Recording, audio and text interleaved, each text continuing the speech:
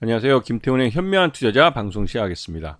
오늘은 그 다월 투자증권에 대해서 좀 말씀을 드리겠는데요. 이 회사는 부동산 금융에 특화되어 있는 증권사라고 할 수 있습니다. 그래서 지금 현재는 많이 줄였지만 이 그러니까 미국이 기준금리 인상을 하기 전까지만 해도 부동산 이 PF 쪽에서는 굉장히 큰 손으로 알려져 있고, 이 부동산 관련 금융 상품도 많이 만들어서 팔았기 때문에 이 부동산 쪽에 특화되어 있는 증권사로 유명한 증권사입니다. 그리고 최근 들어서 이 회사가 이제 주가 조작 사건에 휘말려 가지고 주가가 많이 폭락을 했는데요. 그리고 그러면서 이제 그 외부 개인 투자 중에 큰 손한테 이제 경영권 공격을 좀 당하고 있는 그런 상황입니다. 지금 이 회사 실적을 보시게 되면 그 나름대로 실적은 꾸준한 그 수수료 수익을 발생시키고 있고, 뭐 금융자산 평가익도 괜찮게 나오고 있어서 회사가 그렇게 나빠 보이지는 않습니다. 하지만 주가가 워낙 많이 폭락을 했기 때문에 사람들이 볼 때는 회사에 문제가 있어 보이긴 하죠. 지금 요번 반기 포괄손익계산서를 보시게 되면 작년 반기보다 확실히 좋아진 걸 눈으로 확인할 수 있고, 특히 순이익 분야에서도 굉장히 많이 좋아진 걸 알 수 있습니다.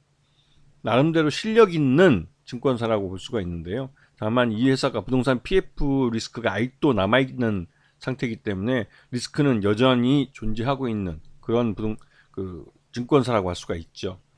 지금 현재 최대주주는 이병철 회장으로 24.82%를 갖고 있고요. 특수관계는 다 포함해봤자 25.26%밖에 안 됩니다. 그런데 지금 이 김기수 씨라고 이 사람이 투자자문사 대표이신데, 이 양반이 14.34%를 가족과 함께 이 회사 지분을 확보하면서 이 다올투자증권에 대해서 초기에는 단순 투자라고 이제 공시를 했지만 요번에 이제 보유 목적을 변경했습니다. 경영권 참여, 그러니까 경영권 영향권 행사라는 쪽으로 해서 경영에 어떤 식으로든 영향을 미치겠다라는 말을 했는데요. 이렇게 되면 그 다월투자증권의 지금 최대주주인 이병철 회장 쪽에서 김기수 프레스토 투자자문 대표 측에게 뭐 2대 주주니까요, 이사회 중에 한두 자리 정도를 내줘야 될지도 모릅니다. 그렇게 되면, 왜냐면 지금 김기수 프레스토 투자자문은 확실히 뭐 단순 투자 목적에서 이 경영권에 영향을 미치는 쪽으로 투자 목적을 변경했기 때문에 이병철 다올투자 회장 쪽에서 어떠한 경영 행위를 할 때마다 딴지를 걸 가능성이 커요. 굉장히 귀찮아지는 겁니다. 이게 옛날에 총회꾼이라고 정기주총 할 때 그 단 몇 주를 갖고 참여해서 그 뭐 배당금을 올려라 하면서 막 그 주총장을 아주 깽판을 치던 그런 사람들이 있는데요. 이런 그 총회꾼들이 이제는 그 이 주주총회 날만 날뛰는 게 아니라 1년 내내 365일 동안 주주로서 주주 행동주의를 표방하면서 기존 경영권을 갖고 있는 최대주 쪽에 그 경영 참여 목적뿐만 아니라 다양한 요구들을 합니다. 근데 이럴 경우 이제 외국 같은 경우는 이 이대주 쪽 지분을 웃돈을 더 주고 사든지 해서 내보내죠. 근데 그런 게 실제로는 좀 가장 바보 같은 하수들이 하는 짓입니다. 이병철 회장 쪽이 확실히 25.2%로 지금 김기수 프레스토 투자자문 쪽보다는 거의 10여 프로 정도 앞서 있고요.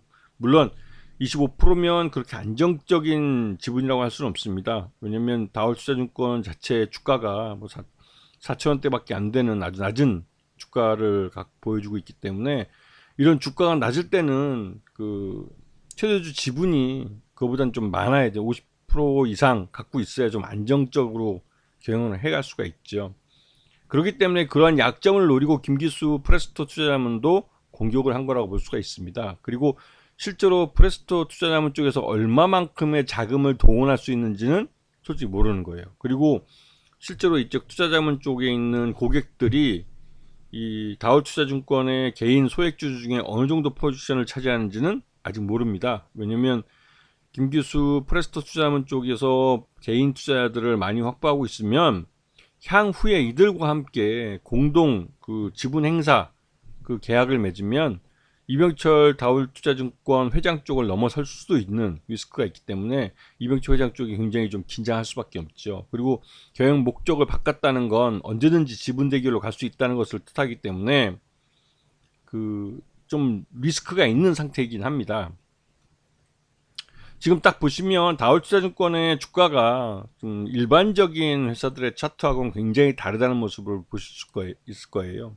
지난번에 연속으로 하한가를 때려맞은 그 장대 음봉이 있는데, 이게 이제 예전 이 주가 작전 세력들에 의해서 인위적으로 주가를 끌어올려진 이후에 폭락을 한 거기 때문에, 이게 실질적으로 그 이후에 이제 김기수 씨 쪽에서 매수해서 들어와서 이대주 자리를 차지한 거죠. 주가가 폭락했을 때 샀기 때문에 지금 이쪽에서 갖고 있는 지분은 손해보지 않는 가격을 유지하고 있을 가능성이 큽니다. 그래서 경영 참여 목적을 표한 건 추가적인 더 주가 상승을 노리고 했다는 것을 알 수가 있는데요.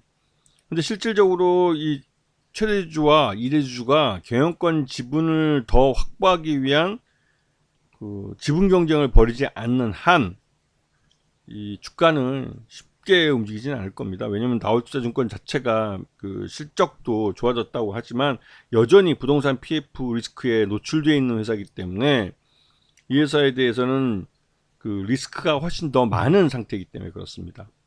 자, 경영권 분쟁이 붙는 회사에서 실질적으로 주가를 땡겨주는, 주가를 끌어올리는 그 동인은 바로 지분 경쟁입니다.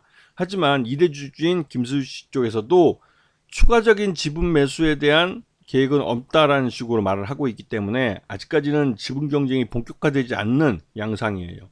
왜냐면 김기수 씨가 다올투자증권의 경영권을 뺏어야 될 만한 그런 목적이나 그런 또 의도를 보여주지 못하고 있기 때문에 그렇습니다.